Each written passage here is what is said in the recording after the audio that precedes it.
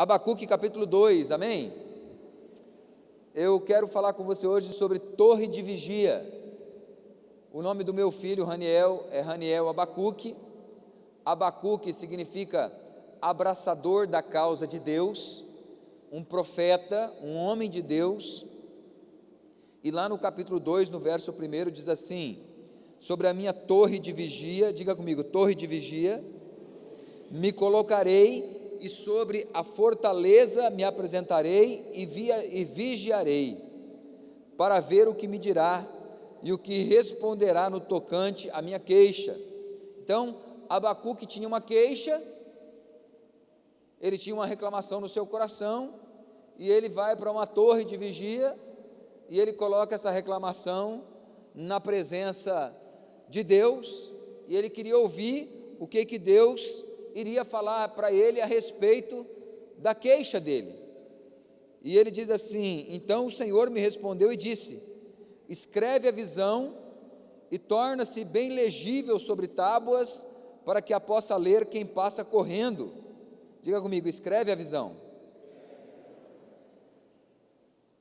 para que a possa ler quem passa correndo.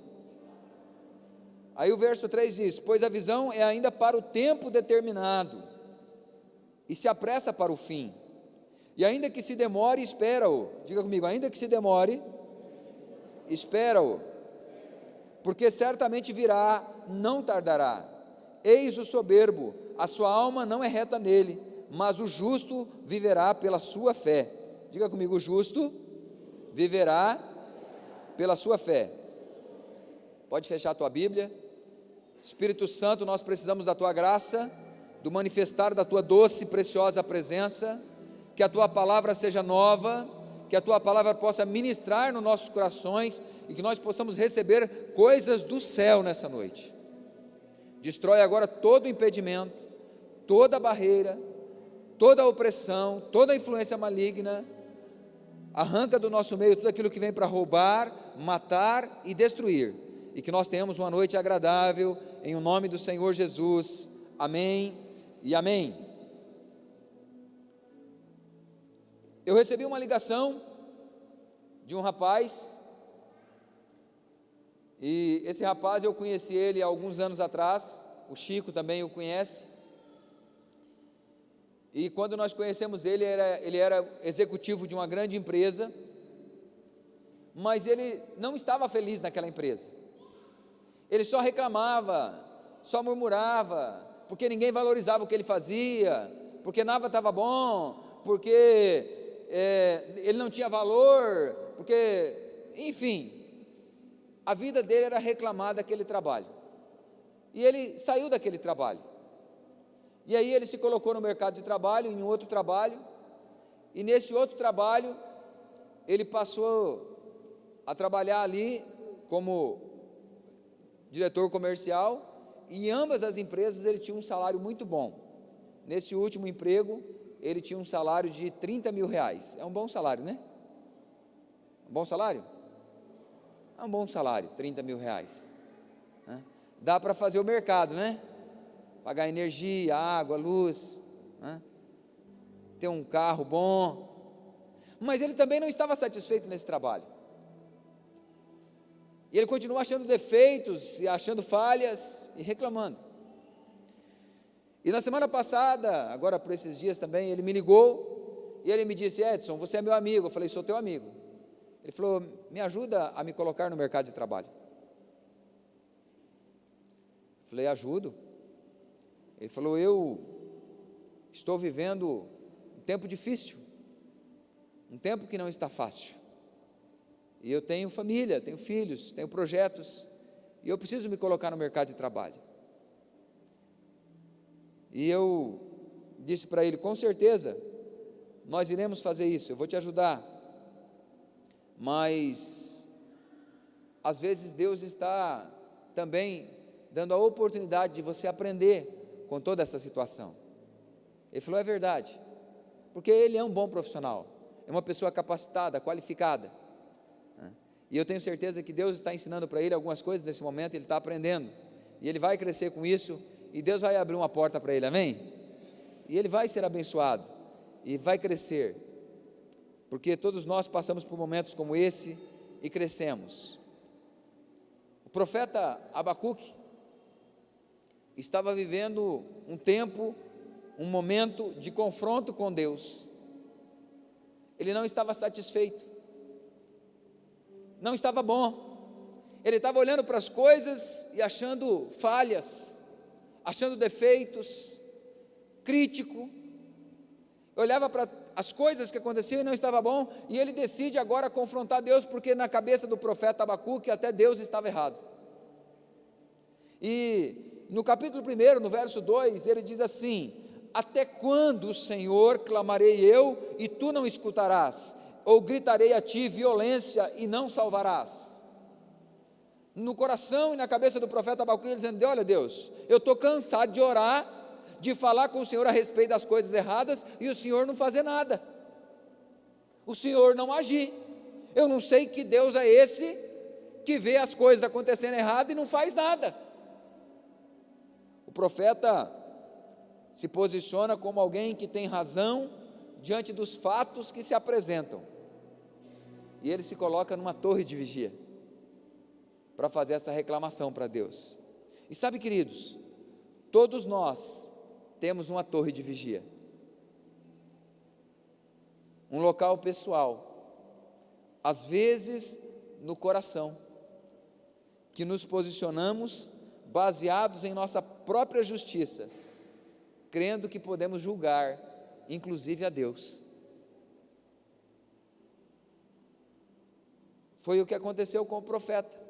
Ele estava julgando Deus. Às vezes nós não estamos satisfeitos com o casamento, com o cônjuge, com o salário, com o ministério, com o pastor, com a célula, com os pais, com os amigos, com o modelo de ensino, com o formato que se apresenta, com a vida, e nós vamos para a nossa torre de vigia. E na nossa torre de vigia, nós então colocamos as nossas reclamações, nós nos posicionamos, né? Deus, eu estou aqui na minha torre de vigia, e eu estou olhando essa situação, e eu não concordo com ela, o que o Senhor vai fazer a respeito? Nós temos isso, às vezes não falamos, às vezes está aqui, ó. Ninguém sabe, ninguém viu, nem o pastor sabe. Aliás, essa palavra não era para ser pregada hoje. A Thaís perguntou assim: pastor, o que o senhor vai pregar? Eu ia pregar sobre o devocional diário, e o Espírito Santo fez assim: ó, muda, eu quero que você fale sobre a torre de vigia. Pessoas que têm se colocado numa torre de vigia, insatisfeitos, elas estão certas demais, e à sua volta tem erros demais, e julgam inclusive a Deus. Isaías 29:8, o profeta Isaías diz assim: será também como o faminto, que sonha que está a comer, mas acordando sente-se vazio. Uma pessoa que está com fome sonha que está comendo, aí quando acorda está com fome. Ou como o sedento que sonha que está a beber, mas acordando desfalecido se acha, e ainda com sede. Assim será a multidão de todas as nações que pelejarem contra o monte. Você acha que a gente tem algum resultado quando a gente briga com Deus? O que o profeta está dizendo é aquela pessoa que come um monte de carne salgada às 10 horas da noite e vai dormir. 3 horas da manhã ele sonha que ele está tomando água, porque ele comeu muita carne salgada. Aí ele acorda, a boca chega a estar estralando, a língua está rachada de tão seca. Não sei se já aconteceu isso com você. Você sonha que você está tomando água, aí quando você acorda, com sede, sedento. Pessoas insatisfeitas, que começam a brigar com Deus achando que vão ter resultado. Aí elas acordam, nada mudou, as coisas não mudam. Deus então traz uma resposta ao profeta, não baseado no que o profeta acreditava certo ou não, mas no propósito que Deus estabeleceu pela sua vontade. Quando nós nos posicionamos em uma torre de vigia, nós temos a capacidade de observar. E eu compreendo, queridos, que nós precisamos aprender a enxergar, não somente a partir do nosso ponto de vista e valores, mas termos uma capacidade crítica, de análise crítica. Eu acho que uma torre de vigia, ela é necessária nas nossas vidas. Você precisa parar e olhar algumas coisas. Ela é importante, mas nós temos que ver como nós nos colocamos nessa torre de vigia. E Deus então leva o profeta Abacuque a um ponto de convergência. Aliás, nós falamos que a Bíblia, teologicamente, ela é um livro de convergência. Tudo se converte na Bíblia para Jesus Cristo. E Deus leva o profeta a um ponto de convergência, a deixar de pensar como ele pensa e passar a pensar como Deus pensa. Diga comigo, eu preciso pensar como Deus pensa. Então, quando eu falo da torre de vigia, eu aprendo algumas coisas. Primeiro, o propósito de Deus é para o coletivo e nunca para o indivíduo. Diga comigo, o propósito de Deus é para o coletivo. Quando o profeta coloca a reclamação diante de Deus, Deus fala para ele assim, ó, escreve a visão. Escreve a visão, para ver até quem passa correndo. Deus está falando do quê? Eu me importo com o coletivo. Eu quero que todo mundo saiba o que está acontecendo. Para mim, não importa uma pessoa saber. Aliás, o conhecimento da Bíblia somente para uma pessoa tem sentido? Não tem. Deus se revela não a um indivíduo, mas Deus se revela a nós, o corpo dele, queridos. O propósito de Deus nunca é para o indivíduo. Deus nunca teve o objetivo de abençoar somente uma pessoa. Quando Deus chama Abraão, Deus diz para Abraão assim, ó, em ti serão benditas todas as famílias da terra.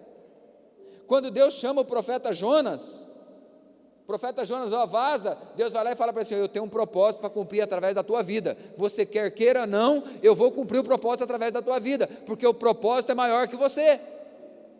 E Deus pega ele, coloca ele na barriga de um peixe, leva ele, vomita ele lá, para ele poder falar de Deus para o povo de Nínive.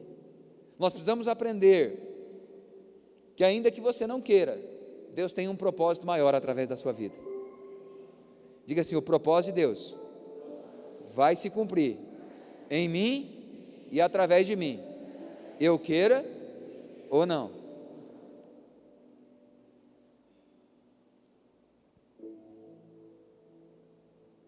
Às vezes nós sofremos porque nós não vemos as coisas acontecendo em nosso favor, queridos.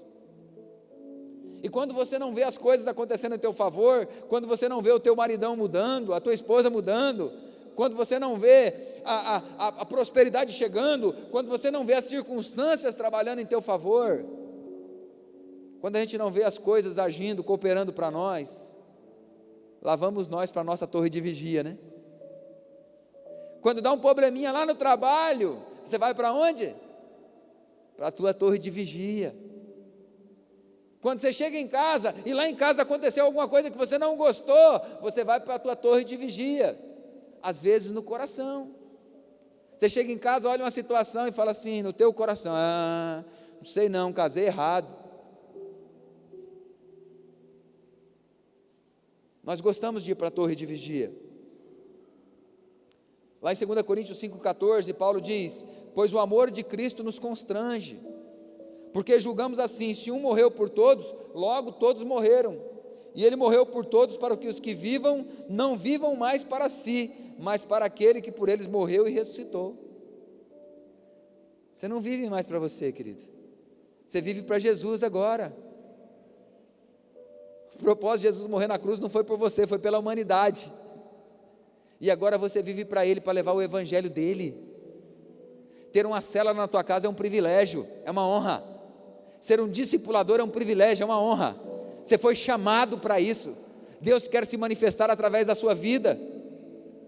E Paulo continua dizendo aos coríntios, por isso daqui por diante, a ninguém conheçamos segundo a carne.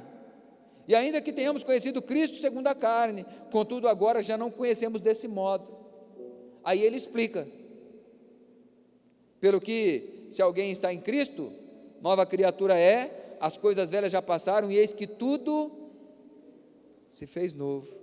Ele está dizendo, você não pode mais conhecer as pessoas segundo a carne, porque quando nós vamos para a torre de vigia, queridos, nós passamos a conhecer as pessoas segundo a carne. Eu não vou relacionar com o pastor Edson não, porque ele é muito bravo. Eu não vou relacionar com a Tânia não, porque a Tânia é muito bruta. Eu não vou relacionar com o Manuel não, porque o Manuel, ele gosta da área da política. Na nossa torre de vigia, nós passamos a conhecer as pessoas segundo a carne. E Paulo diz: a ninguém mais conheçamos segundo a carne, porque você é um ser espiritual. Essa pessoa que está ao teu lado é um ser espiritual. Conheça ele segundo a vontade de Jesus e não segundo a tua. Ame ele segundo a vontade de Jesus, daquilo que Deus tem para a vida dela, amém? Deus deseja abençoar a sua vida, para que você seja um abençoador. Em Atos dos Apóstolos, no capítulo 11, Deus se manifesta a Pedro, e fala para Pedro assim: Pedro, eu quero que você vá lá na casa de Cornélio, porque eu tenho um trabalho para fazer lá. E Deus se manifesta também a Cornélio, dizendo: vai lá e chama Simão, Pedro, porque eu quero que ele fale de mim para vocês aqui. E Simão Pedro, obediente àquela visão, ele vai até a casa de Cornélio. E quando ele vai lá e fala, o Espírito Santo derrama sobre aquele povo. E aí Pedro batiza eles, e quando termina aquilo ali, os judeus, os apóstolos, mandam chamar Pedro, porque não podia falar de Jesus para os gentios. Pedro está quebrando um paradigma. E Pedro vai lá então agora para falar, chega lá e fala assim: nós queremos saber o que você fez. Não pode falar para gentil, e você foi falar com eles, conversar com eles, você se misturou. Como que é isso? E Pedro então começa a explicar, a falar para eles o que aconteceu. E Pedro diz assim, lá em 11:13, o que Cornélio falou para ele? Ele diz assim: e ele nos contou como vira em pé em sua casa o anjo que lhe dissera: envia a Jope e manda chamar a Simão, que tem por sobrenome Pedro, o qual te dirá palavras pelos quais serás salvo, tu e toda a tua casa. E logo que eu comecei a falar, desceu sobre eles o Espírito Santo, como também sobre nós no princípio. Pedro está explicando para os apóstolos lá em Jerusalém, dizendo: olha, um anjo falou para ele que era preciso que eu fosse lá, porque eu iria falar palavras para eles que seriam salvos, eles e a casa deles. Essa palavra casa, aqui do grego, é oikos. O oikos, queridos, não é somente a tua parentela, mas é a tua rede de amigos, de relacionamento. O anjo falou para ele assim: ó, chama os teus amigos e traz para a tua casa, e traz Simão para falar de Jesus, porque eu quero salvar toda a tua família e teus amigos. O propósito de Deus não é para o indivíduo, é para o coletivo. Quando você estabelece uma célula, Deus está querendo salvar você, a tua casa e a tua rede de amigos na tua célula. Eu preciso ter esse entendimento, porque Deus quer fazer coisas maiores através das nossas vidas, amém, queridos? A segunda coisa que eu aprendo é que a obediência atrai o favor do Senhor. Diga comigo: a obediência atrai o favor do Senhor. Deus fala para ele assim: Abacuque, escreve a visão e torna bem legível sobre as tábuas. O que Deus deu para ele? Uma ordem. Diga comigo: Deus deu a ele uma ordem. O ano passado teve um rapaz que me procurou e falou assim: pastor, eu estou indo embora com a minha família. Eu disse para ele: não vá. Ele falou: não, eu vou porque eu estou sentindo de Deus de ir. Eu tenho várias histórias assim como essa, várias. Estou te contando uma. Falei: não vá, porque Deus quer fazer algo na tua vida nesse lugar. Ele falou: não, eu recebi uma proposta e eu vou embora. Falei: olha, se você quer ir, Deus permite que você vá, não porque Ele quer que você vá, mas porque o teu coração deseja ir. E ele foi embora. Ontem à tarde, eu passei um bom tempo da minha tarde no celular, falando com ele, enquanto ele chorava. Sem dinheiro, devendo, com o casamento em crise, com os filhos passando fome, com pensamentos de suicídio. Não tem nem como voltar. porque não quis obedecer. Sabe, queridos, a obediência atrai o favor do Senhor. Abra sua Bíblia lá em 1 Samuel 15, 22.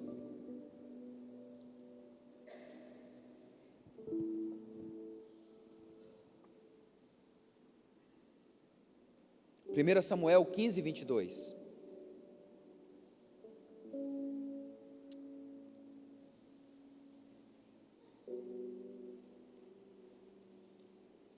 Samuel é juiz sobre Israel, Saul é o rei.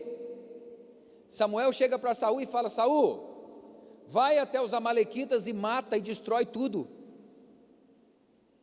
E Saul pega agora o seu exército e vai. E depois ele volta para prestar conta. Samuel vai ao encontro de Saul, e Samuel pergunta para Saul: Saul, você fez o que eu mandei fazer? Você eliminou tudo? Saul: fui obediente, fiz tudo o que deveria fazer. Aí Samuel olha para ele e fala assim: e esse balido de ovelhas que eu estou ouvindo, o que é? Falou: isso aí é que o povo queria fazer uma oferta para o Senhor e resolveram não matar as ovelhas, resolveram trazer elas. Diga comigo: obediência parcial não é obediência. Aí em 1 Samuel 15, 22 diz assim: Samuel, porém, disse: tem porventura o Senhor tanto prazer em holocaustos e sacrifícios, como em que se obedeça à voz do Senhor? Eis que o obedecer é melhor do que o sacrificar, e o atender do que a gordura de carneiros, porque a rebelião é como o pecado de feitiçaria, e a obstinação é como a iniquidade da idolatria. Porquanto rejeitastes a palavra do Senhor, Ele também te rejeitou a ti, para que não sejas rei. Uma atitude fez com que ele perdesse o reino. Sabe, queridos, às vezes nós trazemos a oferta, às vezes nós trazemos o dízimo, às vezes nós oramos, jejuamos, mas quando falamos em obedecer, o nosso coração é duro, e nós não entendemos por que nós não alcançamos o favor do Senhor, por que nós não somos abençoados, porque o nosso coração é obstinado, e a gente se coloca na nossa torre de vigia, e não quer obedecer o que Deus manda fazer. Deus fala para o profeta assim: sai dessa tua torre e escreve a visão. Nós precisamos aprender a obedecer. Não obedecer é igual ao pecado de feitiçaria, te coloca em contato com demônios. Homens e mulheres que compreendem esse princípio da obediência na sua vida, eles são chamados de abençoados do Senhor, eles alcançam o favor do Senhor. Nós precisamos entender isso, queridos. Obedecer é melhor do que sacrificar.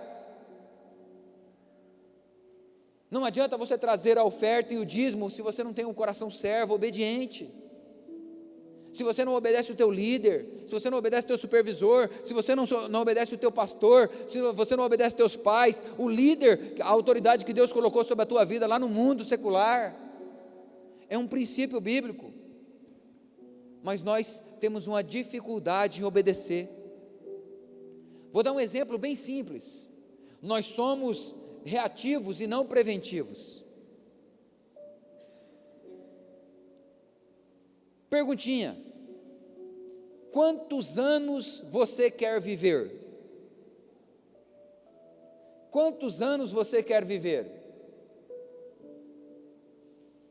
Segunda pergunta: quantos anos você vai viver? É diferente, você concorda comigo? É diferente.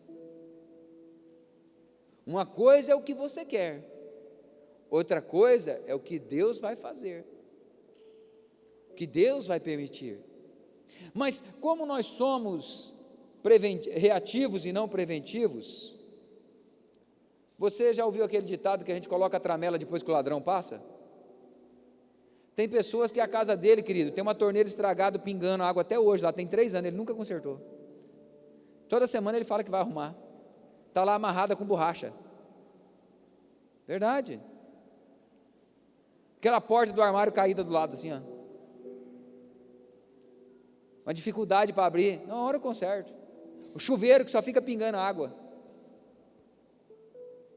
Nós somos reativos e não preventivos. Quantos anos você quer viver? Pergunto, quantos de nós aqui tem um plano de previdência privada para aposentadoria na velhice? Ergue a mão, por favor. Eu estou com a mão erguida porque eu tenho. Mais um lá. Quantos mais? 2. Eu e o outro. Você tem que ser preventivo, querido. Você vai envelhecer. Se Jesus não voltar e Ele não levar você antes, você vai envelhecer. O que será a tua velhice?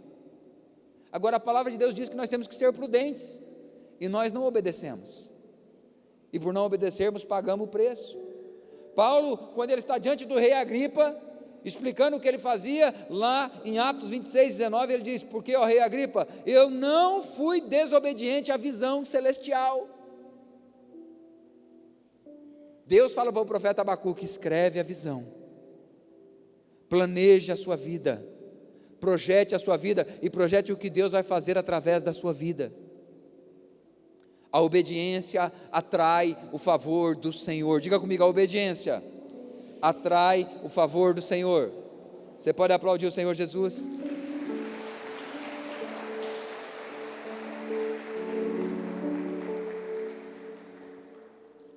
Para nós orarmos, encerrarmos, queria que o Ministério do Louvor viesse para cá. Nós vamos orar pela tua campanha, vamos orar pelas células. Para encerrarmos, Deus fala para o profeta assim: ainda que se demore, espera. O profeta está na torre de vigia. Deus fala para ele assim: ainda que se demore, espera. Dá um sorriso simpático para o teu irmão. Diga para ele assim: aprenda a esperar. Pastor, mas está demorando demais. Psiu. Espera. Até quando, pastor? Espera. Espera. Coloca a mão no coração assim, ó. Diga: Jesus, me ensina a esperar. Oh, é tão difícil, né, queridos? É tão difícil esperar. Deus fala para o profeta assim: olha, o justo viverá pela fé, e se ele retroceder, eu não tenho nele prazer. Espera. Espera. Colossenses 1,13, quando Paulo escreve, ele diz: e ele nos libertou do império das trevas e nos transportou para o reino do Filho do seu amor.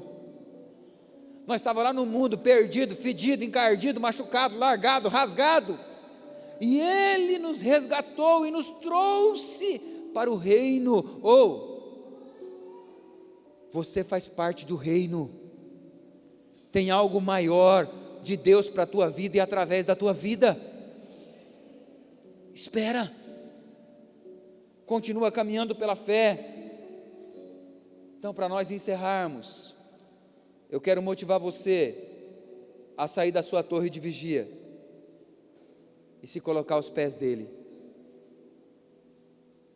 Deus alinha a visão do profeta Abacuque e a sua visão. E por isso o profeta termina o seu livro com aquela famosa oração, lá em Abacuque 3,17. O profeta está irado, nervoso, achando que Deus não tem razão, faz a sua reclamação, sobe para a sua torre de vigia, Deus fala com ele, alinha a visão, visão alinhada à visão de Deus, juntinho, compreendendo tudo. Compreendendo tudo. Aí o profeta resolve orar. Aí agora ele ora assim: ainda que a figueira não floresça, nem haja fruto na vide, ainda que falhe o produto da oliveira, que o produto da oliveira minta, e os campos não produzam o mantimento, ainda que o rebanho seja exterminado da malhada e nos currais não haja o gado, todavia eu me alegrarei no Senhor, exultarei no Deus da minha salvação.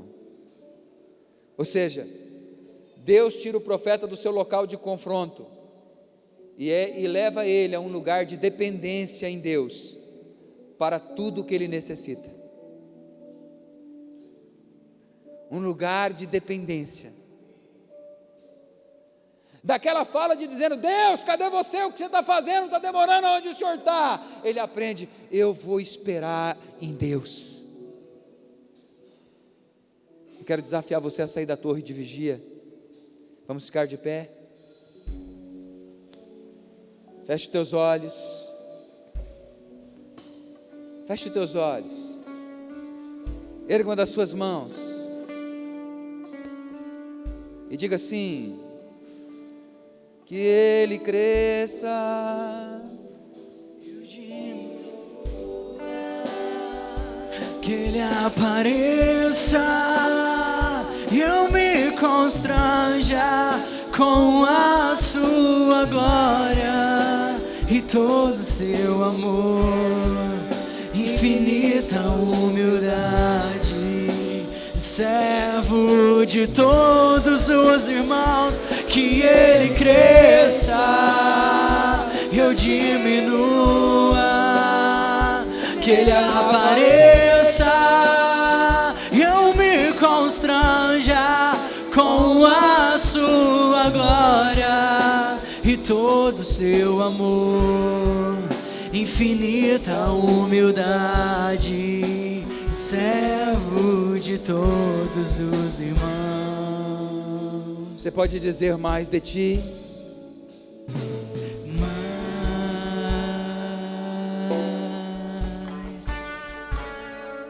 De ti, mais de ti,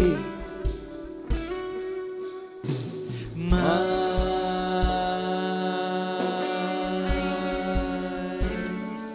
de ti. mais uma vez você pode dizer: mais de ti. Declare a Ele, abra o teu coração. Oh Jesus, mais,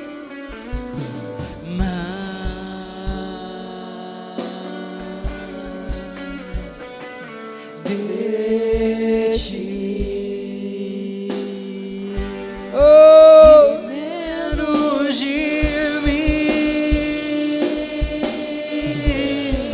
e menos de mim, que Ele cresça,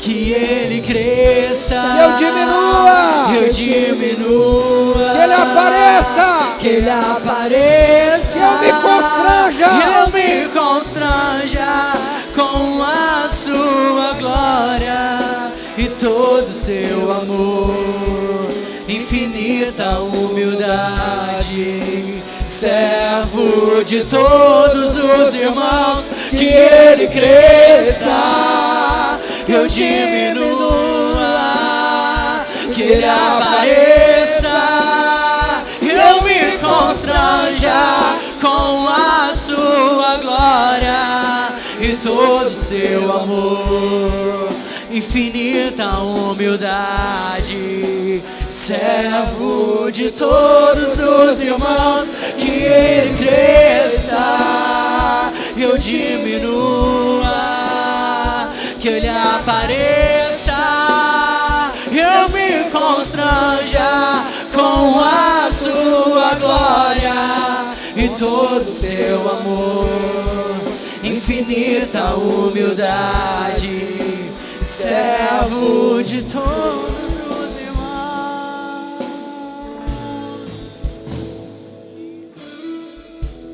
Oh Jesus,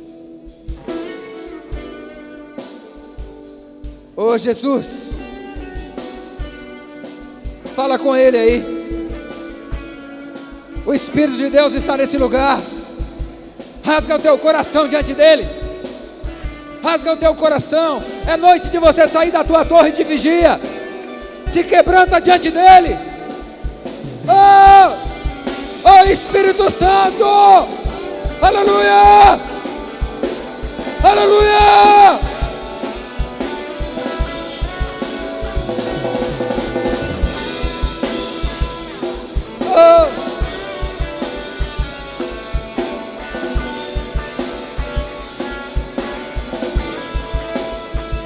Que Ele cresça e eu diminua, que Ele apareça e eu me constranja com a sua glória e todo o seu amor, infinita humildade, servo de todos os irmãos.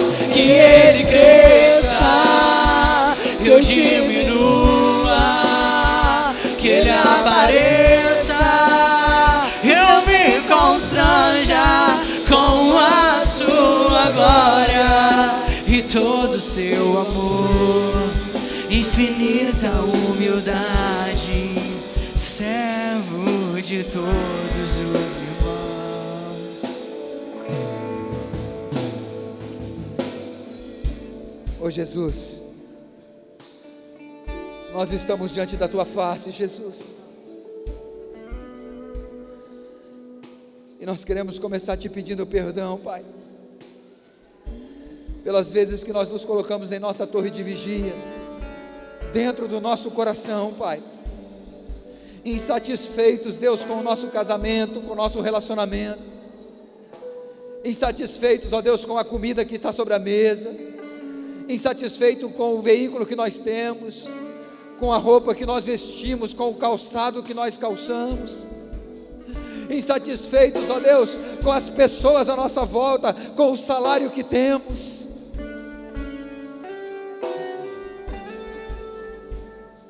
insatisfeitos porque não temos visto o agir do Senhor, porque são tantas campanhas de oração sem resposta,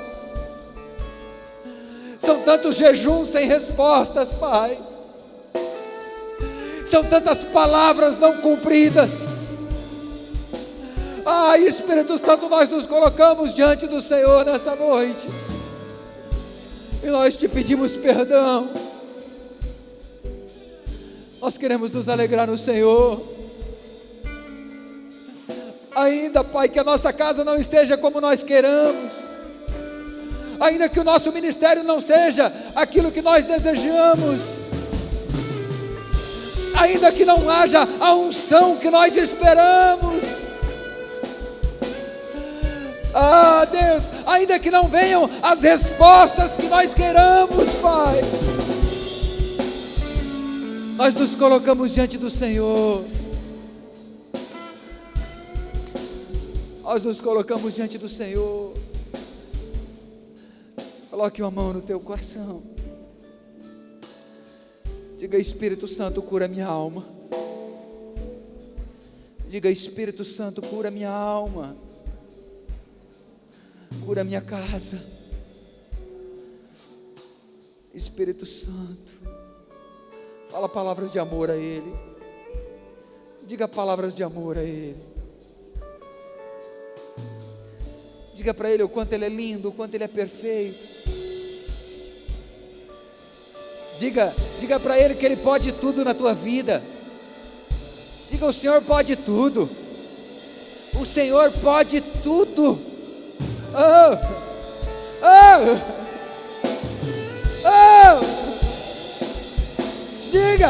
Diga, o Senhor pode tudo.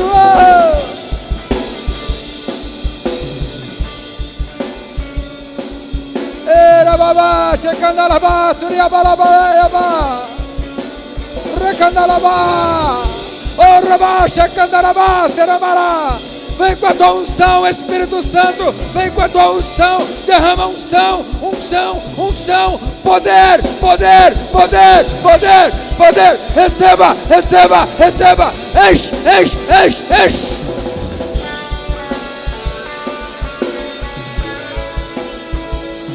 Enche a tua igreja.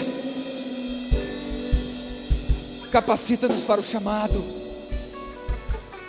Cura a nossa alma, cura a nossa casa, restaura aquilo que foi quebrado, renova a alegria, renova a fé, renova a confiança, renova o amor, renova.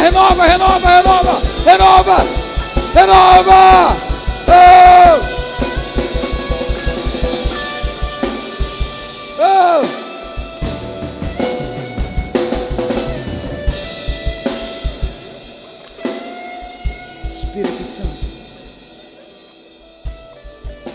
olha para o pedido de oração dessa pessoa, para a campanha dela, para a necessidade dela.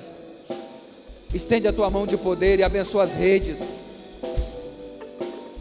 a rede amarela, verde, branca,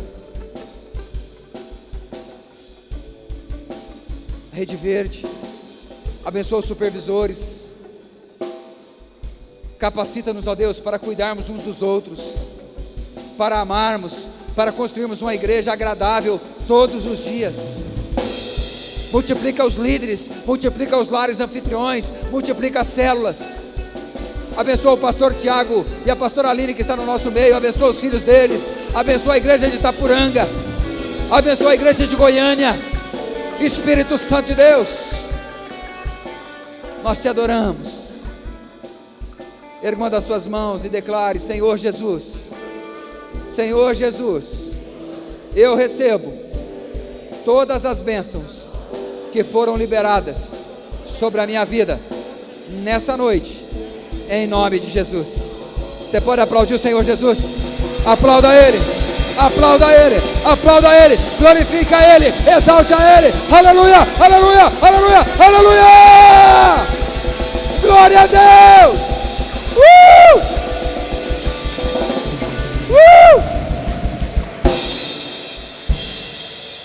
Amém? Você recebe essa palavra para a tua vida? Que o amor de Deus nosso Pai, a graça redentora de nosso Senhor Jesus Cristo seja sobre você, sobre a sua casa, sobre a sua parentela e sobre todo o povo de Deus espalhado pela face da terra. Assim nós oramos, abençoamos o povo de Deus e encerramos este culto em nome do Senhor Jesus, e todos digam amém. Amém.